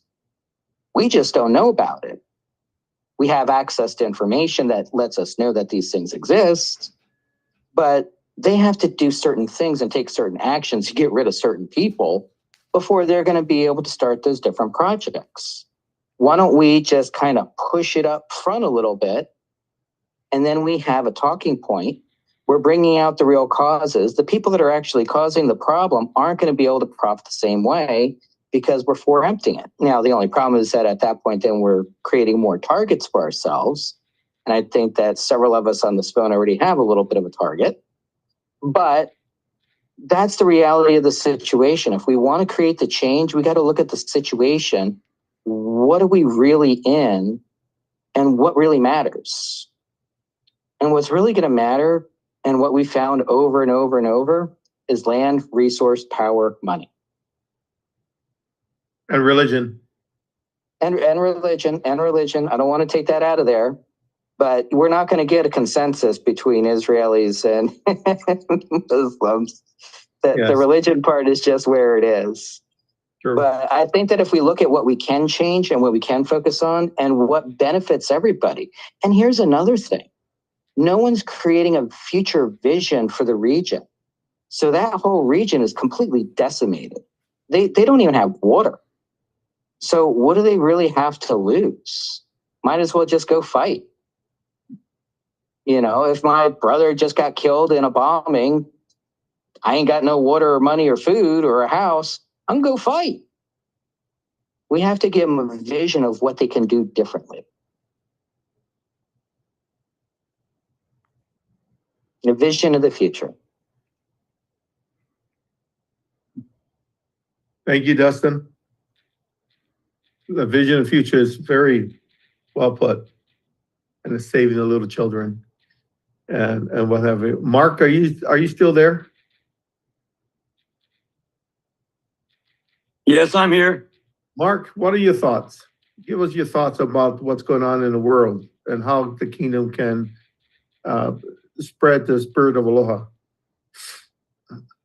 Well, I'll reserve some of the thoughts, as you know, what we've been talking about as well. So now's not the proper time. But I will say that when it comes to religion, all religions, they all serve a God, and everybody thinks we serve the same God. So I would say, you know, if we're raising our hand and we say, how many of you guys serve God or a God, or as in India, many gods as such? But what I'd say, how many people serve a God? But the general theme of serving a God, and the general theme of all that is to love one another. And so at the same token, we want to say we want to love one another to bring in world peace. But all the points that everybody has been talking about today is so right on. Everybody's struck a point today that you have a lot of, as Dustin says, vision for the future. Totally agree with all the things Michael Proper, everybody that spoke today, they've got great points. It's hard to add something else to what they have. But at the end of the day, the general theme would be for everybody, whether it's religion or race or whatever it be, is to learn to love one another because that's what their God expects. And so we can all follow that same thing, but there's not a lot to add to what everybody says because they've put in some very good points, and I'm in agreement with all of that. So absolutely, I don't really have much to say.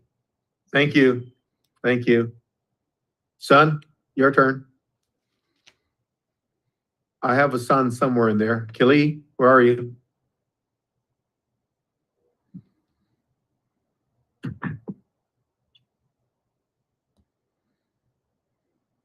Okay.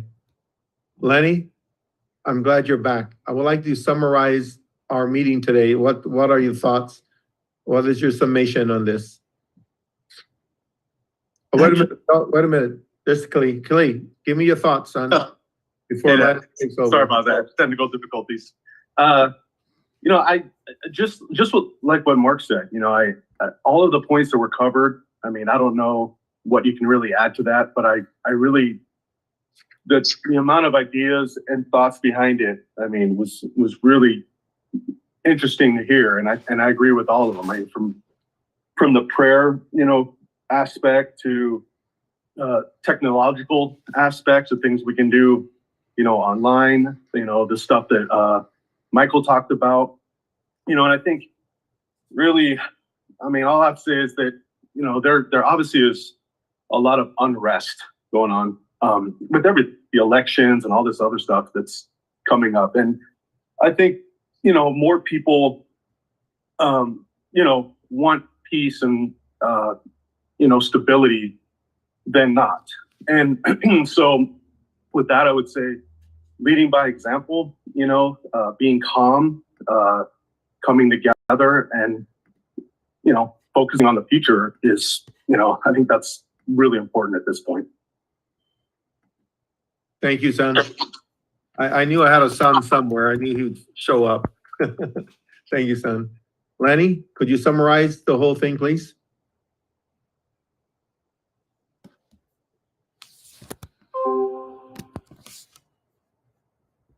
Can you take yourself off mute? I think I have. Okay, you are. Yeah. Actually, let me suggest a slight diversion here. You, Your Majesty, had a dream that Yes. gave different vision of what the future might hold as a solution to the problem. I think it'd be very helpful to share that dream with people and let them think about it and get together again later to discuss it. Well, I had this reoccurring dream, and I like to think that it comes from heaven. And the dream was regarding this war. And the United States and others have suggested the two nations share things with Gaza, et cetera, two-state type of situation. And it won't work. It will never work because they're independent. They can never work. And in a dream, I saw that you have many of the surrounding nations, Egypt being one, have lots of land. And the idea or the vision showed that I went in there to negotiate over 100-something acres of land, whereas the Gaza Strip is 12 miles rather. And the Egyptian land was so beautiful that to relocate the Palestinians there as an example or whoever, and they would have their own autonomy, their own nation, their own everything, and the world recognizes as such. That was in my dream. I'm just giving you a small version of it rather than the lengthy one I gave to Lanny. But it was so real. I could see happiness. I could see them moving there. I could see the Egyptians open hands, but they bought the land. They secured the land lawfully. It wasn't a gift. And they bought it, it was theirs. And the nations came together, put money together to not only purchase the land, but also to build all the structure, all the infrastructure, the hospitals, the shops, the schools, and so forth, to build the land. So they just didn't go in a land that was barren. So to build so that they can have a sustainable life. One of the aspects of the dream, there was this beautiful farmland, and they cultivated land and grew. They had aquaponics and many of the things there for sustainability to build the economy. So it wasn't just going somewhere. They weren't there to in a good place. 12 miles is not a whole lot of land, and people will constantly fight with each other, regardless of the natural resources that's there. There'll be an ongoing fight continuously. I prefer peace rather than all the bickering and problems and issues. And the close facsimile of everybody being there will always have problems. It's like a large family living in a 3-bedroom house and they have 9 children, all using the same bathroom. Someone's going to argue and says, it's my turn, my turn. It was that type of thing that I saw, but yet I saw peace come from the whole thing. But that was the vision I saw. Thank you, Lenny. You're welcome. So, anybody have any questions before we sign off? This was a wonderful meeting. You folks have given me much to think about. Before I release the proclamation into the world, which we're doing, my legal team and I will get together. I'll send you each a copy to read, or probably call another meeting so we can all address it before it goes out into the world. There was an idea of the proclamation that it's not just my signature on it, but have my minister's signature on it, ambassadors on it. This is history. This is something very, very beautiful that we'll all will be a part of, where we're all contributing to the greater good. And how we all come together to be one voice in the vision to bring about the spirit of aloha around the world. Any questions? Aloha, Barbara, yes? Yes, Your Majesty.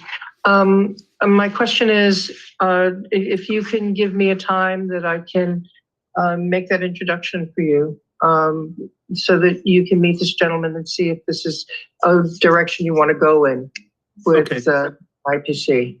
I'll give you a call. Okay, thank you. Thank you. Oh, I have Dr. Jerry, and now I see you. Aloha. Aloha, aloha. Hello, everyone. And it's such an honor and a pleasure to be before the King again today. And I did have a question. Yes. And that's why I brought my face. And my question is it possible? And I've been told that blessed is the peacemaker. Yes. And we want to be those peacemakers. That's why we're here today. Is it somewhere in the proclamation where we can ask for a day of peace, where we can everyone all over the world, get a white t-shirt and just write the word peacemaker on it? Where we can come together as one in unity. What I'm hearing everyone say today is we do need to come together as one. One thing, even the people that are causing the war and fighting and don't understand what real peace is all about, one thing that they do want is peace, believe it or not, because they're trying to make peace through their war. And I believe if we can put a day of peace before everyone in the world, it's a possibility it can happen. Oh, thank you. I like that. And I've written down the proclamation and that, and yes, thank you for the addition. The white shirt and peace. Yes. That means my son will be quite busy making shirts.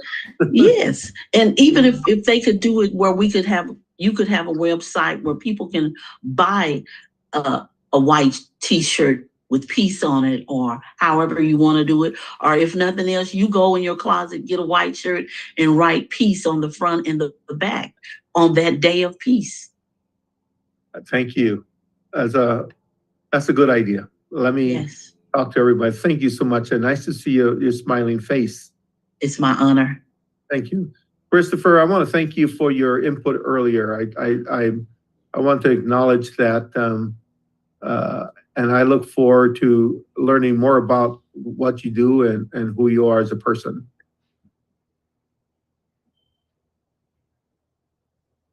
Christopher. Yes. Christopher Shelton, that was to you. Can you unmute? Oh, sorry, not real technically sound myself, but thank you. Thank you, Your Majesty. It's again, it's an honor to be here in the midst of all these great minds and great ideas. I believe, just being here is proof that, there's good out there, and we just got to spread that. We got to spread it as much as we can and do what we can to be a part of something bigger than ourselves. Thank you. That's very well put. Thank you, everybody. Michael Proper, I'm going to have you give us closing prayer today, please. But before we go there was one last part of business that I want to take care of here. It's on my phone. Pastor Wick Williams sent me this just moments ago. Let me find it. And it's very sad. And this has just happened today. He writes, we had a tragedy in our neighborhood. A 16-year-old boy killed his brother and another little girl. He also beat his mother nearly to death with a baseball bat. Oh, God. He asked for our prayers for the community, and he says his heart is broken. And this happened today, not too long ago. And then he apologizes for not being on the meeting here. But as a man of God and pastor, his responsibility was to bring solace and prayer to the family this morning. So this highlights what we're talking about. Yeah. We're talking about all the evil and crisis and conflict that's out there. We're not the problem. Let us be the solution to bring peace. Let us bring the solution. We're not the problem. We are the solution.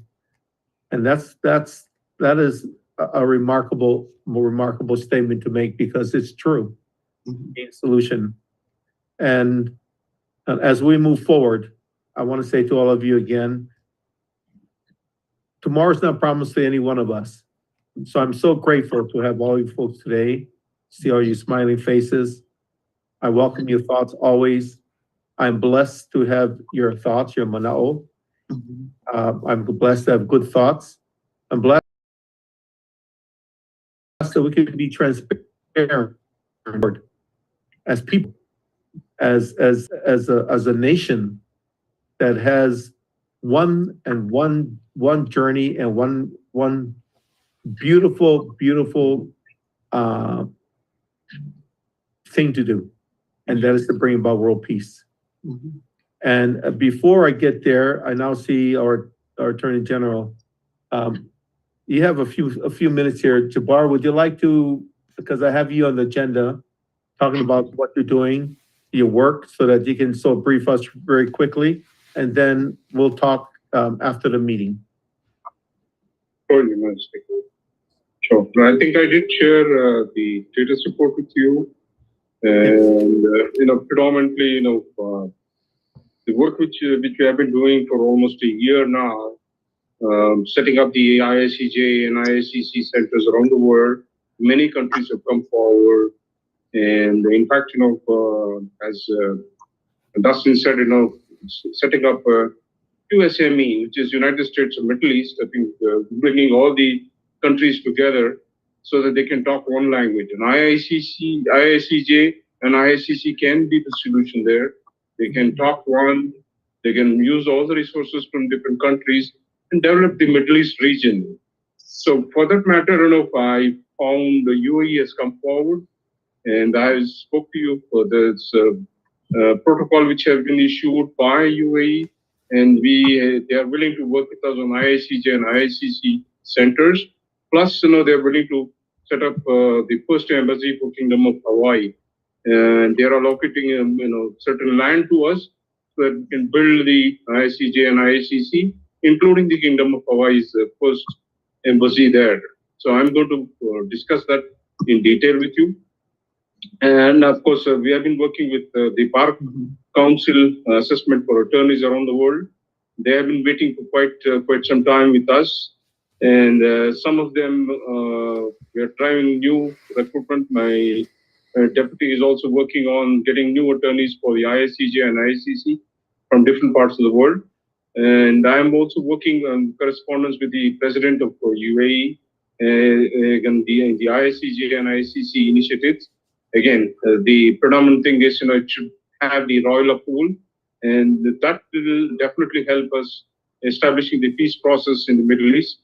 I think having one ICJ and one ICC will not solve the problem for the 700 million or 800 million indigenous communities around the world. So we have drafted global attorneys to join the IICJ and IICC entities. This is what we have been doing for the past 3-4 months. So what I've planned but not accomplished is initiated the complete Bar Council assessment questionnaire. I need to put it in automation. I will reach out to Lady K or our brother Michael Proper, see if we can utilize their technologies, implement our Bar Council assessment for any of the attorneys who want to be part of it. Again, like I said, I've been following up on the multiple initiatives which I spoke to you. The timely adherence to the committed project deliverables is very important for us. We have delayed for multiple reasons, and some are really genuine. We cannot be pushing ourselves very hard and end up in the wrong hands. I agree with you. Any wrong source of funds, we might end up in a totally different problems. So some of the things we have also initiated. We have come up with an outreach program for global attorneys recruitment, and they are going to be part of IICJ and IICC. And likewise, the World Indigenous Court in Hawaii, I have some of the Americans and Canadians who want to be part of it, and they'll be right from the foundation stage. They'll be contributing to us. And yes, I think some of the things which I wanted to bring to you, maybe I'll discuss with you offline. There is some things which are problems of warning for us. And some of the attorneys who have been with us, are no more with us because we took too much time to build the concept stage and pre-concept stage. And eventually they have lost interest after 3-4 months. So I'm going to talk to you on how we can bring them back. Again, this has led to lack of trust from the global attorneys due to missed timelines, and of course, non-adherence to commitments which we made. And I pushed it hard, and they have withdrawn it back. Likewise, the royal family have come back to provide not only the Kingdom of Hawaii approval, embassy's approval, they are providing us with a banking license with the Kingdom of Hawaii's name being mentioned. So I'm going to work that as a royal protocol with them and making sure that will be the hub for us and we can provide our say to Middle East peace process going forward, or maybe to the entire world. I did follow up on this while I was there in Singapore about 3-4 months. Singapore government was also very eager to have us around into getting the ISCJ and ISCC initiative. And again, with the drawback that Singapore is taxes everything. It will not be free, unlike UAE. UAE is tax free. Of course, Singapore, you need to negotiate the terms and conditions, Your Majesty. So that's my brief update from my side. And yeah, looking forward to talking to you, Your Majesty. I yield the floor.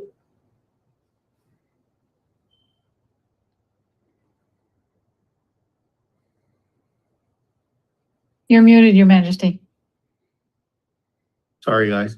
Thank you for the presentation. The last thing we need to work on is getting our international bar license for our lawyers to practice and in our courts and so forth. That's very important and critical to get that status.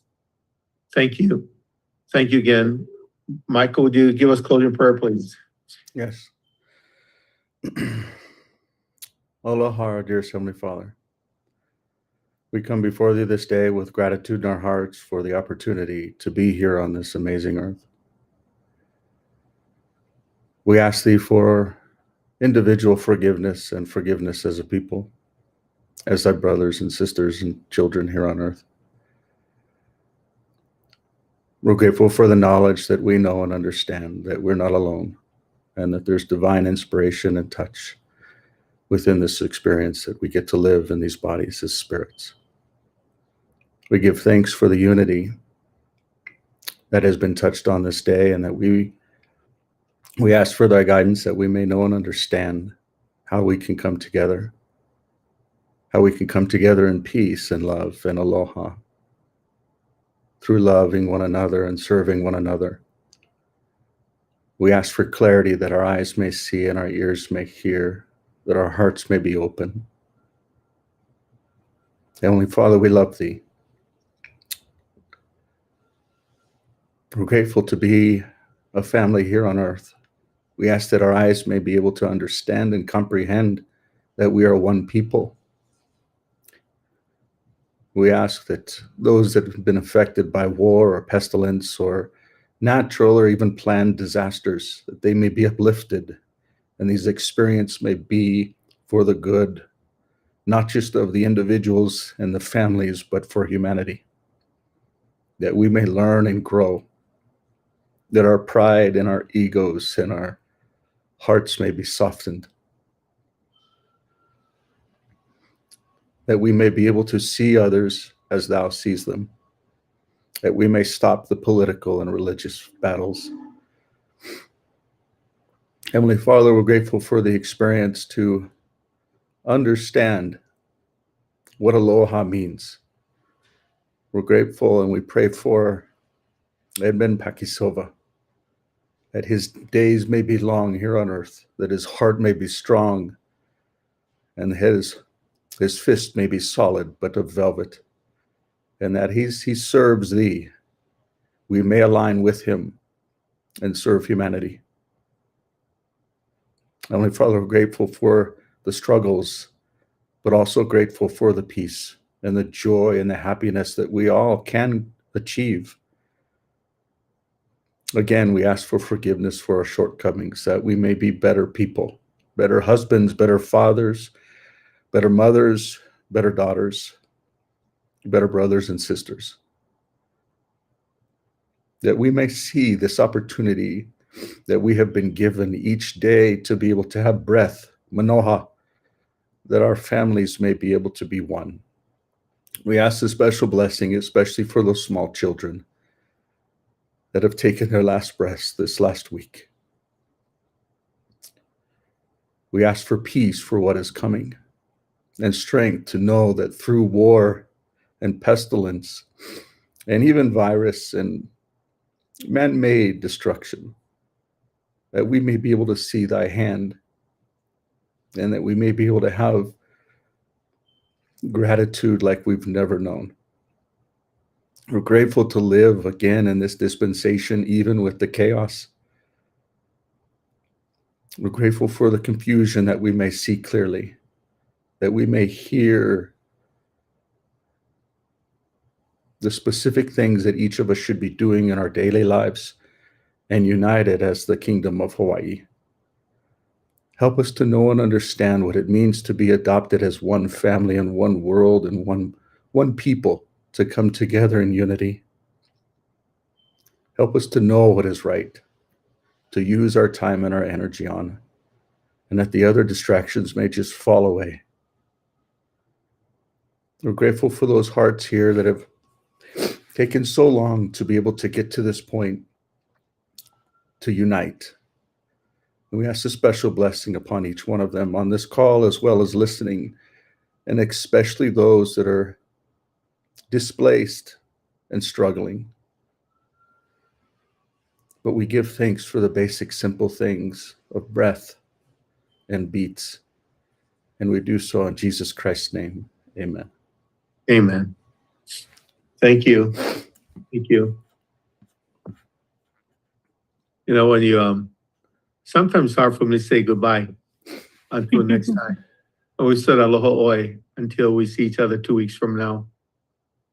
But be assured that we are working to finalize all our funding, and be assured that we are working on all the contracts, and that your diligence and your patience will soon be rewarded. I'm grateful for all of you. Have a beautiful, beautiful rest of the day and weeks until we see each other again. Aloha. Aloha, Your Majesty. Good weekend. Bye, everyone. Aloha. I love y'all. Mahalo. Thank you, Michael, for that prayer. Thank you, Beautiful dear. prayer. Beautiful. I really Beautiful appreciate it. I was very Aloha. touched by that prayer.